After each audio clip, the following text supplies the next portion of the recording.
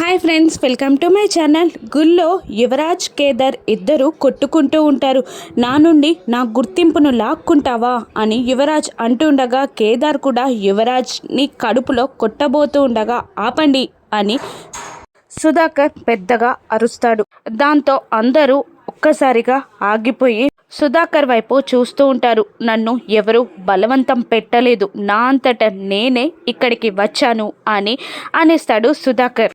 దాంతో అందరూ షాక్ అయి సుధాకర్ వైపు చూస్తూ ఉంటారు. ఇక వైజయంతి ముందుకు వచ్చి ఇంకా ఇలా అంటూ ఉంటుంది, ముందు నువ్వొకటి చెప్పు, ఆ సుహాసినికి నీకు సంబంధం లేదని, వీడు నీ కొడుకు కాదని, వీడు నీ రక్తం కాదని నీ అంతటా నువ్వే చెప్పు అని వైజయంతి సుధాకర్ని బెదిరిస్తూ ఉండగా ఇక మౌనంగా ఉండిపోతాడు సుధాకర్. ఇక చెప్పవయ్యా చెప్పు అని వైజయంతి అంటూ ఉండగా సుహాసిని నా భార్య అని గట్టిగా అరుస్తాడు సుధాకర్. ఇక యువరాజ్, నిషిక, వైజయంతి షాక్ అవుతూ ఉంటారు. ఇక వెంటనే సుధాకర్ ఇలా అంటుంటాడు, సుహాసిని నేను ప్రేమించి పెళ్లి చేసుకున్న నా మొదటి భార్య, నేను తాళి కట్టిన నా మొదటి భార్య అని అంటూ ఏడుస్తూ కన్నీళ్లతో చెప్తాడు సుధాకర్. దాంతో ఆ మాట సుధాకర్ ఒప్పుకోగానే కేదార్, జగదాత్రి కన్నీళ్లతో సంతోషంగా సుధాకర్ వైపు చూస్తూ ఉంటారు.